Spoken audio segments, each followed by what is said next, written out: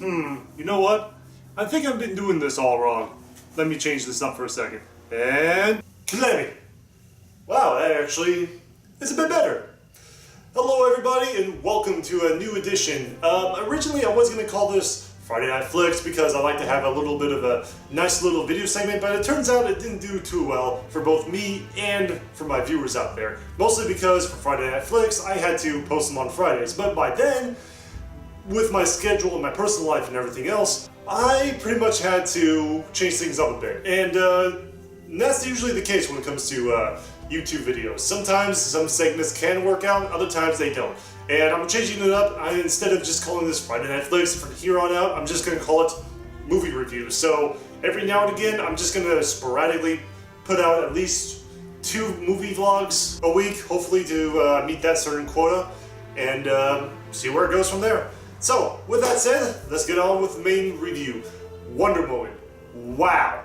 I'm not gonna lie, I was really nervous with this movie coming out because the DC Extended Universe hasn't been doing too well with both movie critics and fan critics alike. Sure, some people like certain things like Man of Steel or Suicide Squad, but for Warner Brothers, they really don't want to mess around. They really want to make comic book movies, but also make it more legitimate. And yes, they probably have noticed this by now, but they were kind of blowing their load a bit, just a little too early, putting out a few movies leading up to the Justice League that's coming out, trying to play catch up with Marvel. And that's usually their biggest mistake. It's really nice that they put this Wonder Woman movie out, because it's really good to have at least one more solo superhero movie character to have their own film before the big team movie comes out.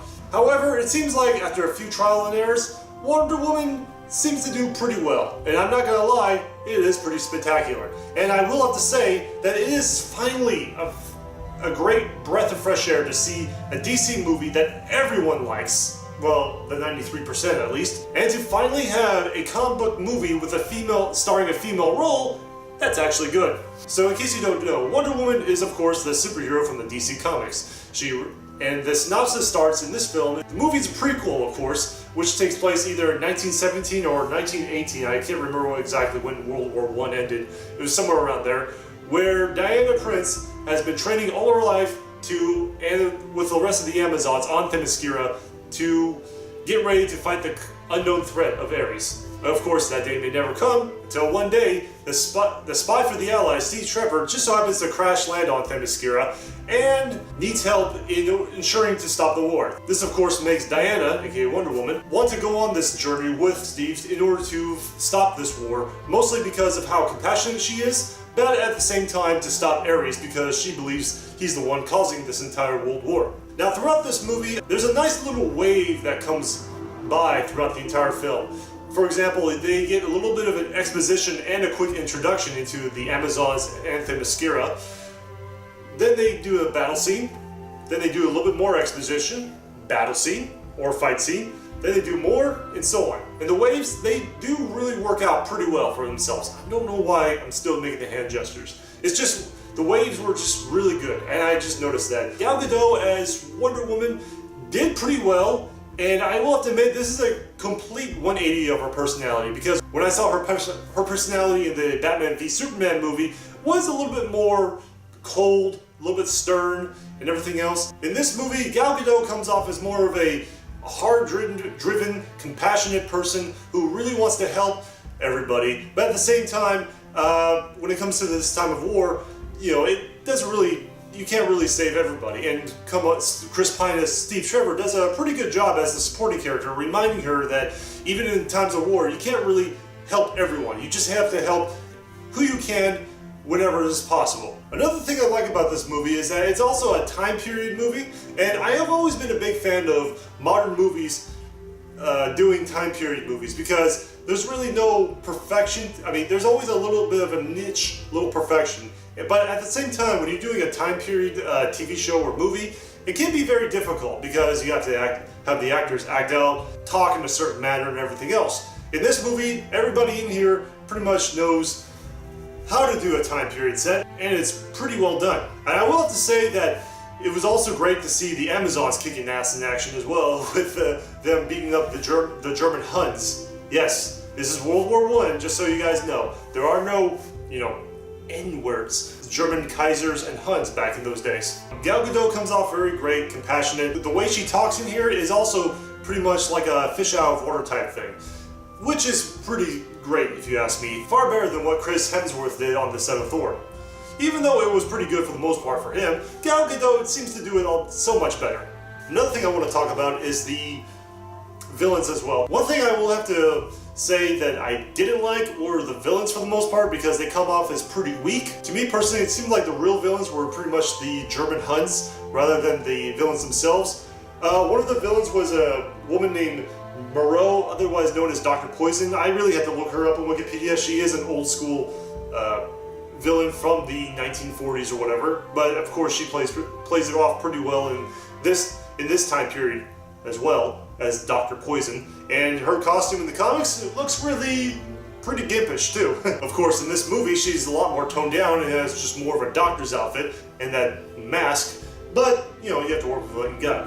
And then there was this other guy, Ludendorff, played by Danny Houston. And from what I've seen on Wikipedia, this Ludendorff fella is a pretty brutal fella.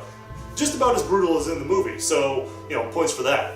So overall, my final rating for this film, it would have to be at least 4.5 out of 5 stars. It is great, and everybody will enjoy it, without a doubt. If you guys are if it's still in theaters, I highly recommend to see it at the matinee price.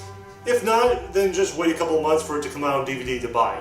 Buy, not rent, because this is the type of movie that's very both inspirational for a lot of people, and of course DC should be proud about what they did with their movies. And I hope they do better as time goes on.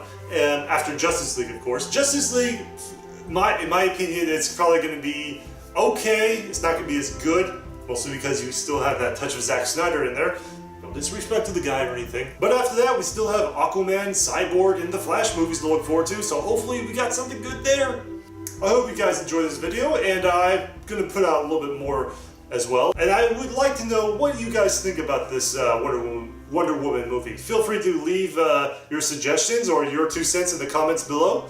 And I'm also going to be working on something on IMDb as well. I'm going to post a link to that at the bottom as well in my description board, where I'm going to start posting the top greatest comic book films of all time, from best to worst.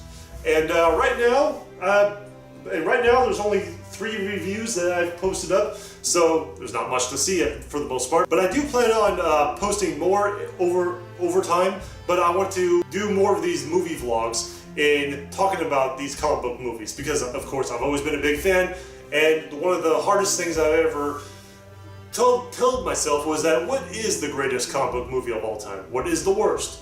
And that's something I really want to do. Just want to categorize and just put them all into one neat little spot. So for the most part, like I said before, there's only 3 for now, but I'll keep posting the link over time when I do more of these movie vlogs. It's not just going to be about comic book movies. I will do regular movie reviews as well, and some other stuff. Good movies, and of course, really bad movies. And of course, if you guys have any requests for any movie vlogs in the near future, feel free to sign up on my Patreon account for the low price of $2 a month. And I will take it, and I do stay in touch with my patrons on there. Alright, so with that said, I'll see you all next time.